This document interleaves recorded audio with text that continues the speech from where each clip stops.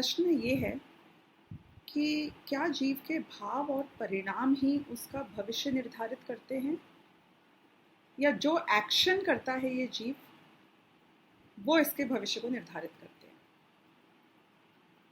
अब यहाँ ये सवाल का जवाब समझने से पहले हमें ये समझना जरूरी है कि जीव क्या है और क्या कर सकता है मैक्सिमम। एक बार हम एग्जाम्पल के लिए ऐसा जीव लें कि जिसके सारे पावर्स, सारा पोटेंशियल अनलॉक हो चुका है। हम उस जीव के कल्पना करते हैं जो सर्वशक्तिमान है, जिसके अनंत वीर्य प्रकट हो गया है। तो ऐसा जीव कौन है? ऐसा जीव है अरहंत और सिद्ध। सिद्ध भगवान की बात करें तो इमेजिन करिए कि जिसके पास सबसे ज्यादा शक्ति है, अनंत वीर्यवान है, मोस्ट पावरफुल है, वो तो कुछ भी कर सकते होंगे ना। तो ऐसे सिद्ध भगवान क्या करते हैं? Isn't it a very interesting question? क्योंकि जो चीज सिद्ध भगवान करते हैं that's the best we can get. अब सिद्ध भगवान जानते तो सब कुछ है। एक समय में लोक अलोक को, तीनों कालों को, सबको जान लेते हैं, स्पष्टता, प्रत्यक्ष, अपने आत्मा के एक एक प्रदेश से। हम तो देखते हैं तो आंखों से देखते हैं, तो जो आत्मा के प्रदेश आंखों के पीछे, इनके द्वारा देख पाते हैं। सिद्ध भगवान वो तो आत्मा के हर प्रदेश से स्पष्ट सबको जान लेते हैं, स्व के सहित पूरे लोक अलोक को जान लेते हैं। और क्या करते हैं? ये सब जान के क्या करते हैं? What next? हम तो एक्शन ओरिएंटेड लोग हैं ना, हमको तो यही भाषा में बात करनी है। What next? करते क्या है ये सब जानकर? कि बस उनका एक्शन जानने तक ही सीमित है। उनका अनंत वीर्य सबको जानने का काम तो करता है, लेकिन जानने के अलावा और कुछ भी काम नहीं करता है। आत्मा का स्वभाव कैसा है? कि आत्मा का स्वभाव वही है जो सिद्ध भगवान का स्वभाव है। हम ना कैमरे की तरह हैं। अगर आपने एक कैमरे को कहीं इंस्टॉल कर दिया है और आप एक्सपेक्ट कर रहे हो उसमें से ग्रेट परफॉर्मेंस, तो आप क्या एक्सपेक्ट करते हो? कि ये कैमरा बहुत क्लियरली हाई डेफिनेशन में एक एक चीज को रिफ्लेक्ट कर दे। और फिर अगर उस कैमरे ने देख लिया कि ये तो चोर है, ये तो चोरी कर रहा है, ये तो हत्यारा है, ये तो किसी को मार रहा है, ये तो भूखा है, ये तो तड़फ तड़फ के रो रहा है, तो कैमरा क्या करेगा? What is the action performance expected from camera? कुछ नहीं। कैमरे का काम है, उसका हाईएस्ट परफॉर्मेंस भी जब एक्सपेक्टेड होता है तो सिर्फ ये एक्सपेक्टेड होता है कि उसमें हर सामने की वस्तु स्पष्ट रूप से झलके। हमारी प्रॉब्लम ये है कि हमारा स्वभाव तो है कैमरे की तरह, और हम मानते हैं अपने आप को कुंग-फू पैंडा। हम सोचते हैं कि हम दुनिया बदल देंगे, हम सोचते हैं कि हम सामने हर परिस्थिति को बदल देंगे, हम लोगों को बदल देंगे, हम वस्तुओं को बदल देंगे, हम किसी को मार देंगे, किसी को सुखी कर देंगे। लेकिन यही तो हमारा भ्रम है कि हम गलत मानते हैं। तो अब मैं करता क्या हूं? कोई आपसे पूछे आप करते क्या हैं, तो उसका जवाब ये होना चाहिए हमारी मान्यता में कि मैं सिर्फ जानता हूं और देखता हूं। मैं मैक्सिमम पोटेंशियल को प्राप्त करके क्या कर सकता हूं कि मैं मैक्सिमम वस्तुओं को जान और देख सकता हूं। बस यही मेरा स्वभाव है। अब जो अपना क्वेश्चन है कि ये जीव को किससे, इसका फ्यूचर किस पे डिपेंड करता है, कि इसका फ्यूचर ये क्या करता है उस पे डिपेंड करता है, कि लेकिन ये क्या कर सकता है। पर द्रव्य में तो ये कुछ कर ही नहीं सकता है, और जो पर में कुछ कर नहीं सकता हो और फिर भी माने कि मैं पर में कर सकता हूं, तो पर में कुछ हो नहीं जाता, उसकी मान्यता उल्टी हो जाती है। और वही प्रॉब्लम हमारे साथ है। कि हम कर तो कुछ नहीं पाते हैं, पर हमारी मान्यता गलत हो जाती है। यदि आप दिन को रात कहो तो क्या हो? यदि आपके साथ 20 लोग बैठे हों और वो भी आपकी बात को मान लें, आपने दिन को रात कहा, उन्होंने कहा बिल्कुल सत्य वचन, तो क्या होगा? दिन रात नहीं हो जाएगा, लेकिन आपकी मान्यता गलत हो जाएगी। ये गलती हमसे होती है कि हम करते तो जानने के अलावा और कुछ नहीं है, लेकिन हम मानते हैं कि मैं देश का भला कर दूंगा, समाज का भला कर दूंगा, मैं अपने परिवार का भला कर दूंगा, मैं अपने स्वास्थ्य का भला कर दूंगा।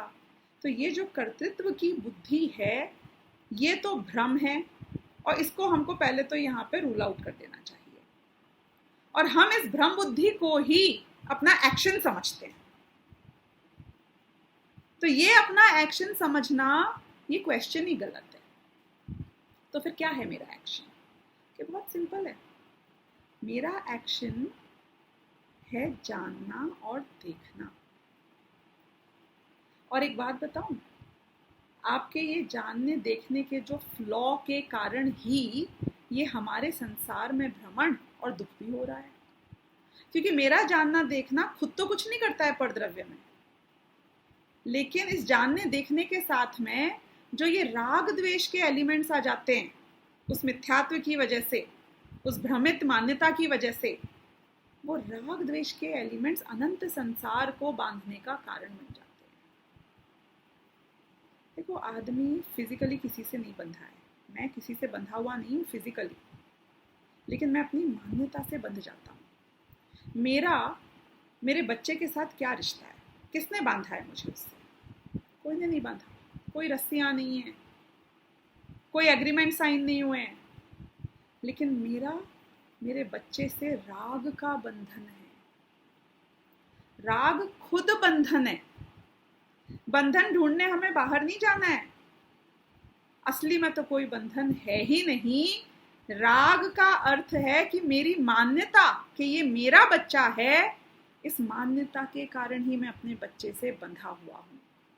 अब ये सारा स्कोप यदि आप देखो, जानने का, मानने का, राग करने का, ये सब मेरे जीव द्रव्य के अंदर हो रहा है। ये पर द्रव्य में तो कुछ हो ही नहीं रहा है। खुश होता हूं तो मैं खुद खुश होता हूं, और दुखी होता हूं तो मैं खुद दुखी होता हूं। पर द्रव्य मेरे साथ ना कुछ करता है, ना मैं पर द्रव्य को कुछ करता हूं। अब हम सेकेंड पार्ट की बात करें यहाँ पर, कि मैं क्यों ये राग द्वेष करता हूँ। मैं ये सोचकर राग द्वेष करता हूँ कि मेरे राग द्वेष से ये दुनिया में कुछ मेरे पास रह जाए, कुछ मेरे पास से दूर हो जाए। ऐसे ही सोचता है ना हर आदमी, जब किसी को पसंद करता है, किसी से नफरत करता है। जिसे पसंद करता है सोचता है मेरे पास है, जिसे नफरत करता है चाहता है कि मुझसे दूर चला जाए। तो जब ये राग द्वेष करता है, ये सोचकर तो ये करता है कि इससे परद्रव्य पे कुछ इम्पैक्ट आएगा। फैक्ट क्या है कि मेरे राग द्वेष से परद्रव्य में 0 इम्पैक्ट होता है। मेरा राग द्वेष व्यर्थ है। पर मैं राग द्वेष कुछ नहीं कर सकता है, लेकिन ये मेरा राग द्वेष मेरे स्वयं के लिए अनर्थकारी है। ये मेरा राग द्वेष मेरे दुख का कारण है। ये मेरा राग द्वेष मेरे भ्रष्ट भविष्य का कारण है। आदमी करता राग द्वेष इसलिए है कि परद्रव्य में उसके अनुसार कुछ हो जाए। सोचता है कि मेरा इससे कुछ नुकसान नहीं होगा। होता उल्टा ये है कि परद्रव्य में कुछ नहीं होता है, और खुद का ये इतना अनर्थ कर बैठता है, इतना नुकसान कर बैठता है कि आप देखिए अनादि काल से इसे एक क्षण की भी शांति प्राप्त नहीं हुई है। इस कॉन्सेप्ट को मैं इस तरीके से भी बताती हूँ कि जैसे हम जब पुण्य पाप के भाव करते हैं, तो हम ये सोचकर करते हैं कि इससे हमें भविष्य में सुख मिलेगा। वास्तव में देखा जाए तो ये पुण्य पाप के भाव भविष्य में तो मुझे सुखी कर नहीं पाते हैं, वर्तमान में सुखी करते नहीं है, उल्टा ये मुझे दुख और दे देते हैं। मेरे मन में ये भाव आया कि मैं किसी को मारूं, मेरे इस भाव से पर का कुछ बुरा कभी नहीं होना है। और मैंने ये भाव क्यों किया? ताकि पर का बुरा हो। लेकिन मेरा ये भाव गारंटीड मेरे खुद के दुख का कारण बन रहा है आज और भविष्य में। और जो भी पाप करता है वो कभी भी ये सोच के नहीं करता है कि मैं अपनी हानि कर रहा हूं, अपना आघात कर रहा हूं, अपने पैर पे कुल्हाड़ी मार रहा हूं। तो इस तरीके से हमारे भाव, हमारे परिणाम, ये पर मैं कुछ नहीं करते हैं। और मेरे स्वयं का जीवन आबाद होगा कि बर्बाद होगा, उसके लिए रिस्पॉन्सिबल ये खुद हैं, वर्तमान के लिए भी और भविष्य के लिए भी। तो हमको हमारी क्रिया भी हमारे परिणाम रूप ही है, हमारे भाव रूप ही है, हमारे ज्ञान रूप ही है। यही मेरा स्वभाव है, इस बात को समझना चाहिए। जिस दिन ये कॉन्सेप्ट क्लियर हो जाएगा कि मेरा स्कोप अपने परिणामों, भावों, ज्ञान तक ही लिमिटेड है, और उस स्कोप में यदि मेरे राग द्वेष होता है तो वो राग द्वेष मेरा कैंसर है जो मुझे ही नष्ट कर देगा। और वो राग द्वेष पर द्रव्य में तो आज तक ना कभी कुछ कर पाया है, ना कभी भविष्य में कुछ कर सकता है। इसलिए ये एब्सोल्युटली अटरली वेस्टेड परिणाम है, जिसको हमें इमीडिएटली एक फुल स्टॉप लाकर रोकने का प्रयत्न करना चाहिए। होगा तो जब जो होना है तभी, लेकिन हमारी मान्यता में हम इस बात को माने कि मैं क्या करता हूँ, कि मैं सिर्फ अपने भावों को, अपने परिणामों को, अपने ज्ञान को करता हूँ। ये जानना ही अपने आत्मकल्याण की पहली सीढ़ी है।